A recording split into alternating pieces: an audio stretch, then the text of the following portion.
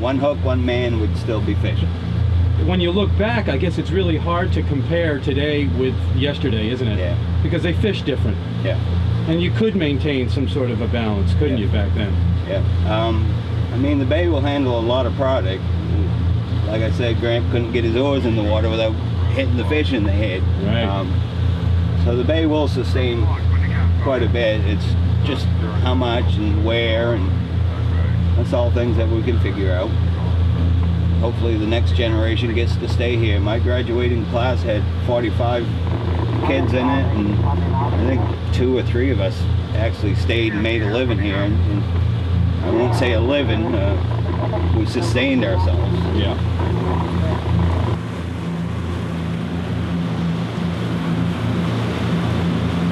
This is called the spark plug. It's a Lubeck Channel lighthouse.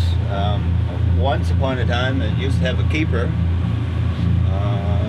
I don't know much of the history. I do know that one of the keepers got asphyxiated by his kerosene heater and died here. They just come out and done a bunch of work. If you see those metal plates around the bottom, a couple of those had fallen off, and they just put them back on. See these little fronds in the water? What are fronds? Kelp fronds, okay. Kelp leaves. Yeah. This is digitata, or broadleaf kelp. It's worth $6 a pound. It's the fastest growing plant on the planet, one of the fastest growing plants on the planet. It can grow as much as a foot a day. A foot a day? Yeah, and it's one of the main food sources for sea urchins. And why is it worth so much, though? It has a bunch of different uses. There's human consumption, there's biomedical uses, and we hope to grow some to feed the sea urchins. When you have angioplasty done, they put a dye in your body and then they x-ray your veins. Yeah. And part of that they inject you with is kelp. Unreal. Yeah.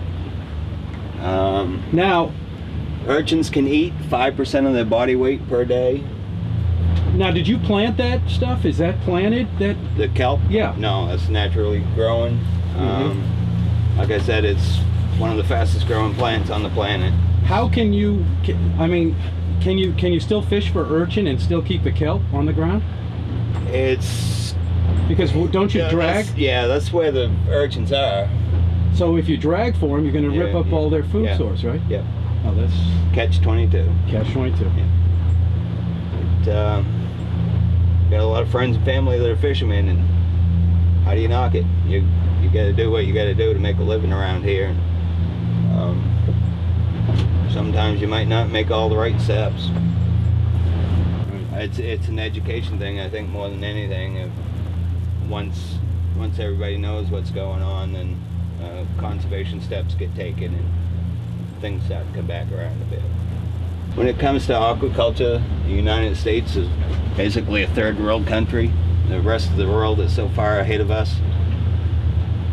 Japan's been growing sea urchins for decades. They actually go in and change their whole bay just for the production of sea urchins. Have you been over there? No, I have not. It'd be interesting to see what they're doing, wouldn't it? Yep. Why do you think that is? I mean, you know, we're also behind in alternative energies too with the rest of the world. What's I don't doing know that? if it's our independence or what does it. We like to do things on our own. Now, are there Canadians out there too? These are on your left are all Canadians, on your right are Americans. Can the Canadians come over into this water? No, there's a dividing line? Yeah. Oh, I see. The international boundary right here. Americans fish this side, Canadians fish this side.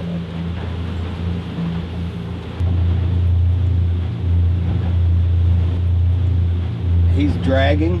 If you see the cable coming off the top of his mast, that goes down to a weighted net, and he drags it along the bottom of the ocean, and she scoops up whatever she scoops up. They bring it up, set it on the back of the deck, clean off what they have that's legal to keep, and throw the rest back. Mostly right in here you come up with mussels, starfish, sea urchins, scallops, lobsters, seaweed. Now if they get a lobster, they got to throw it back in. Yes. Yeah. What about fish? What about codfish or something like that? Probably not with the type of gear they're using. They get out of the way pretty quick. Yeah. So now this area that we're in right now, Ralph, this is kind of prime right whale feeding ground, right? Breeding ground. They breed here too? Yes. Okay. Yep.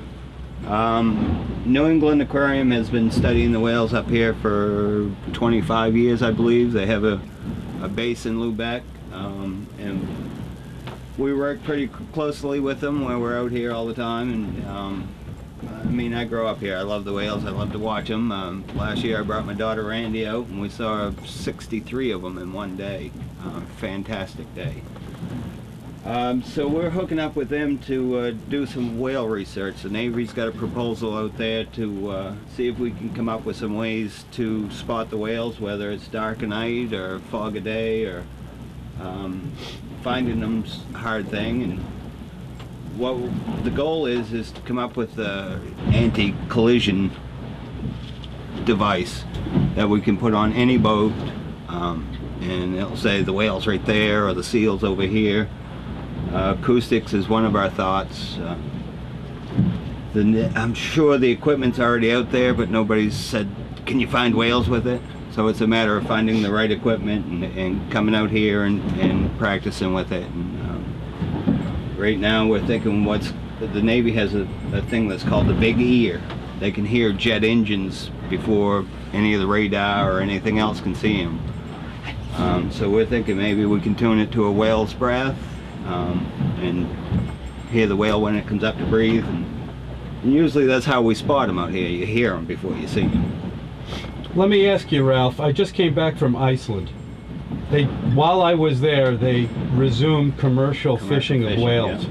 Now, you know, in what I could gather, most people up there, and I mean most, believe that the whales are eating the cod stocks, and that's why they have to manage them. What do you My thought what do you would be, think of that? My thought would be we overfished them. That's why there's no codfish. I mean, the whale and the cod were always here. It was man that come along and upset the balance, is my belief. So maybe we fished them all and there isn't any for the whales, and maybe they are eating what's left, but it's a management issue, I think. It's the most eastern point of land in the continental United States.